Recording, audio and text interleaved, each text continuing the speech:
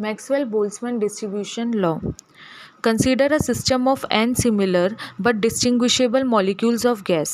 तो हम यहाँ पे जो molecules लेंगे वो कैसे लेंगे, distinguishable लेंगे, मीन्स हम इनको डिफ्रेंशिएट कर सकते हैं. ठीक है. Let n1 n2 dash dash dash till ni या फिर कोई भी स्टेट होगा n के be the number of gas molecules whose phase points lies in the cell of 1, 2, 3 I और k respectively. यानी कि हम जो पार्टिकल लेंगे n1 type of particle, n2 n3, वो 1, 2, 3 इन टाइप ऑफ फेजेस में प्रेजेंट होंगे. ठीक है. Respectively in the equilibrium state, और कैसे होंगे, अपने इक्विलिब्रियम स्टेट में होंगे. As the gas molecules are moving continuously. अब जो गैस मॉलिक्यूल्स हैं वो कैसे मूव कर रहे हैं, वो continuously in a moving state में है. Therefore n i's will change continuously in many different ways and obeys fundamental postulate of statistical mechanics. क्योंकि हमारे पास जो पार्टिकल्स हैं वो कंटिन्यूसली मूविंग है, तो इसका मतलब है वो different postulates of statistical mechanics को भी फॉलो करेंगे. जैसे हमारे पास फर्स्ट है total number of molecules is constant. जितना भी हम मॉलिक्यूल्स ले रहे हैं, क्योंकि ये मॉलिक्यूल्स मतलब डिस्टिंग्विशेबल है, हम इसको डिस्टिंग्विश कर सकते हैं, हम इन्हें बता सकते हैं. तो इसका मतलब है टोटल नंबर ऑफ मॉलिक्यूल्स हमारे पास कितने होंगे, n होंगे, और टोटल मॉलिक्यूल्स हम जनरली कांस्टेंट ही लेते हैं. तो ये वैल्यू कांस्टेंट हो, इसका मतलब है इसका डिफरेंशिएशन जो मिलेगा वो हमें मिलेगा 0. तो फर्स्ट जो हमें मिला है, तो इक्वेशन 1 जो हमें मिली है वो मिली है sigma delta N I equals to 0, equation number 1. Second is total energy of the system is constant. जो टोटल एनर्जी रहेगी सिस्टम की वो भी हमारे पास कांस्टेंट रहेगी. Capital E equals to E1 N1 plus E2 N2 dash dash dash EI NI. ये तो हमने जो number of particle in different state लिए हुए हैं वो हमने लिखा हुआ है. प्रोडक्ट ऑफ एनर्जी है नंबर ऑफ पार्टिकल्स जो उस एनर्जी लेवल में प्रेजेंट है. कैसा रहेगा, हमारे पास कांस्टेंट रहेगा. इसका चेंज लिखेंगे तो चेंज इसमें कितना मिलेगा हमें, 0. तो हमें लास्ट में जो इक्वेशन नंबर 2 हमें मिल के आएगी वो रहेगी sigma E1 EI delta NI will be equals to 0, which is equation number 2. यहाँ पे जो हमारे पास फर्स्ट पोस्टुलेट था वो था कि number of particle constant, second one is total energy is constant, and the last one is when gas is in equilibrium probability will be maximum. अगर gas अपने इक्विलिब्रियम स्टेट में रहेगी तो probability of finding the particles at that point of state will be maximum. यानी कि delta P that is probability, यानी probability constant या maximum, तो डेल्टा पी विल बी 0. अगर डेल्टा पी 0 है तो हम इसे चाहें तो delta log P equals to 0 भी लिख सकते हैं. Equation number 3. We know P यानी प्रोबेबिलिटी इक्वल्स टू, अब जो प्रोबेबिलिटी का हमारे पास फॉर्मूला होता है वो क्या होता है, n factorial upon n1 factorial n2 factorial कहाँ तक, n के फैक्टोरियल तक. अब डीजेनरेसी को जब हम लिखेंगे तो g की पावर n रहेगा, तो g1 power n1 g2 power n2 ऐसे ऐसे करके हम यहाँ पे स्टेट और उसकी डीजेनरेसी भी लिख देंगे. Taking log on both sides. अब अगर हम लॉग लेते हैं बोथ साइड्स में, हम लॉग लेंगे इसमें, तो log p will be equals to log n factorial. अब आपने देखा होगा कि log m upon log n वाला जो प्रॉपर्टी होता है, अगर हम बात करें तो कुछ ऐसे रहेगा, लॉग a b c की पावर हम देखते हैं n. इसको हम अगर लिखेंगे तो कैसे लिखेंगे, n ये जो पावर आता है आगे आता है log a plus n log b, क्योंकि मल्टीप्लाई में इसीलिए प्लस सेपरेट करेंगे, और minus n log c, divide में इसीलिए लगाएंगे माइनस. तो ये प्रॉपर्टी है लॉग की. इसी प्रॉपर्टी से हम यहाँ लिखेंगे लॉग n फैक्टोरियल माइनस नीचे वालों के लिए लिखेंगे log n1 factorial plus log n2 factorial and so on. और यहाँ पे डीजेनरेसी के लिए plus n1 log g1 plus n2 log g2. ये पावर था n1 n2, तो ये पावर हमें यहाँ पे आगे मिल गया.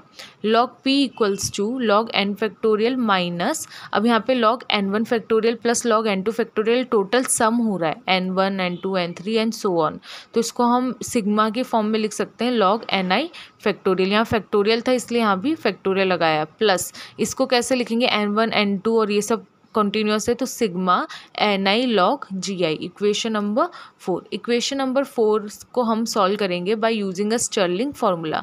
स्टर्लिंग फार्मूला हमें होता है लॉग एन फैक्टोरियल को हम लिख सकते हैं N log N minus N, this is known as Stirling formula. तो हम इस फैक्टोरियल को सॉल्व कर लेंगे इक्वेशन नंबर 4 के बाय यूजिंग स्टर्लिंग फार्मूला।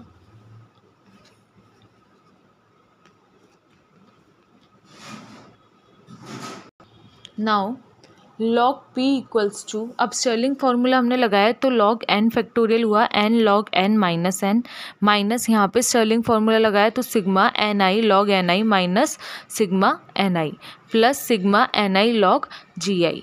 इस ब्रैकेट को हम ओपन कर लेंगे और प्लस माइनस जो है यहाँ पे साइन चेंज कर लेंगे तो हमें इक्वेशन नंबर नेक्स्ट इक्वेशन ये मिल जाएगी। यहाँ से हम क्या देख रहे हैं कि सिग्मा एन आई, जो सिग्मा एन आई है वो सम ऑफ एन आई है, यानी N one plus N two plus N three. तो टोटल जो नंबर ऑफ पार्टिकल्स है वो हमारे पास एन है, तो इस वैल्यू को हम यहाँ पे एन लिख सकते हैं, बाकी टर्म एज इट इज़ नीचे आ जाएंगी। यहाँ से हमारे पास एन और एन जो होगा वो कैंसिल आउट हो जाएगा, तो हमें मिलेगा log P equals to n log N minus sigma N I log N i plus sigma N I log ji i. अब इसमें हम डिफ्रेंशिएशन ले लेंगे इसका, तो delta log p will be equals to number of, अब delta log p जब हम लिखेंगे तो ये वैल्यू हमको मिलेगी, क्योंकि n total number of particle है और n का वैल्यू है हमारे पास कांस्टेंट, इसीलिए ये वैल्यू मिलेगा 0 माइनस, अब हम फर्स्ट और सेकंड टर्म लेके इसका डिफ्रेंशिएशन करेंगे, तो सेकंड को एज इट इज़ और फर्स्ट को as it is and second term का डिफ्रेंशिएशन, तो सिग्मा एन आई वैसा का वैसा लॉग एन आई का डिफ्रेंशिएशन होगा 1/n i डेल्टा एन आई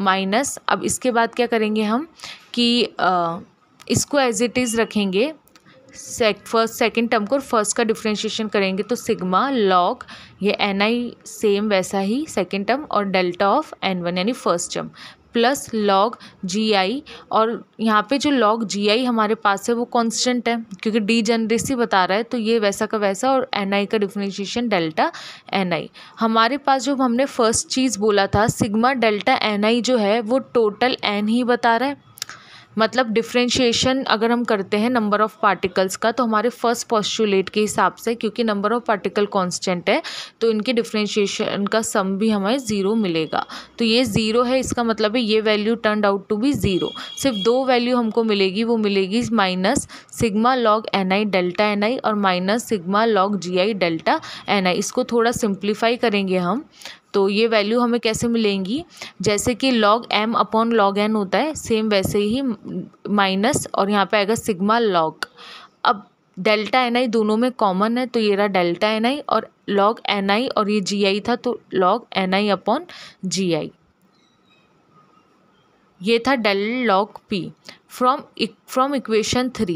अब इक्वेशन 3 जो हमारे पास थी उसकी हेल्प से अपन क्या बोल सकते हैं कि डेल्टा लॉग पी 0 हमने पहले ही बोला था कि जो प्रोबेबिलिटी होगी वो भी हमारे पास कांस्टेंट रहेगी, सो डेल्टा लॉग पी हमें कितना मिलेगा 0। तो अगर ये वैल्यू हमारे पास LHS 0 है that means that RHS will also be 0।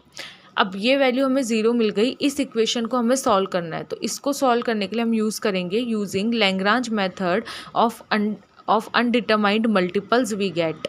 मतलब इसके अंदर जितना भी वैल्यू था हमारे पास समेशन का, वो वैल्यू जो 0 था उनको हम साथ में लिख लेंगे, जैसे summation log N I upon ji I delta N आई, ये वैल्यू भी हमें अभी अभी 0 मिली तो हमने लिख लिया, प्लस हमारे पास जो वैल्यू था इक्वेशन नंबर 1 से समेशन डेल्टा एन आई इधर हमने लिख लिया, इसके आगे हमने कांस्टेंट अल्फ़ा भी लगा लिया जो हम लगा सकते हैं, ठीक है। प्लस अब ये वाली जो वैल्यू थी हमारे पास एनर्जी वाली, उसमें हमने कांस्टेंट यूज़ किया बीटा, तो summation beta delta e i n i will be 0।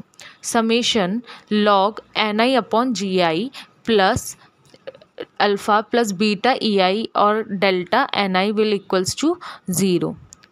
यहाँ पे हमें मिला log N I upon ji i plus, अब ये वैल्यू 0 है तो समेशन और डेल्टा एन आई 0 हो गया, तो हमें मिला log N I upon ji i plus alpha plus beta e i will equals to 0। So log N I upon ji i will be equals to, ये पूरा वैल्यू इस तरफ चला जाएगा तो minus alpha plus beta e i. So अब log उस तरफ जाएगा तो e की पावर में होगा, तो ni upon ji equals to e की power minus alpha plus beta ei। हम चाहें तो इस e की पावर -1 को 1 अपॉन ई भी लिख सकते हैं, तो वैसे ही ni upon ji equals to 1 upon e की power alpha plus beta ei। ni का वैल्यू निकालेंगे तो gi यानी number of particle in ith state will equals to gi upon e की power alpha plus beta ei। Equation number 6, this is the Maxwell Boltzmann statistic relations. यहाँ से हम क्या बोल सकते हैं, अगर ni और ei यानी कि number of particle in ith state and energy in ith state का अगर हम ग्राफ बनाएंगे तो हम देख रहे हैं ये 1 अपॉन ई की फॉर्म में आ रहा है, यानी कि एक्सपोनेंशियली डिक्रीज़ हो रहा है। तो ये रहा एक्सपोनेंशियली डिक्रीज़ हमारे पास ग्राफ मिलेगा। So number of molecules per cell decreases exponentially with energy ei associated with that cell. In other words, lower energy cell will contain more molecules than the higher energy cell. जैसे कि हमारे पास lower energy है, मान लो हमारे पास energy कुछ यहाँ है, तो जो नंबर ऑफ पार्टिकल्स है वो यहाँ मिलेंगे हायर, और अगर एनर्जी हमारे पास इस तरफ है तो पार्टिकल्स हमारे कम मिलेंगे, यानी कि जितना लोअर एनर्जी रहेगा उतने ही नंबर ऑफ पार्टिकल्स उसमें ज़्यादा रहेंगे।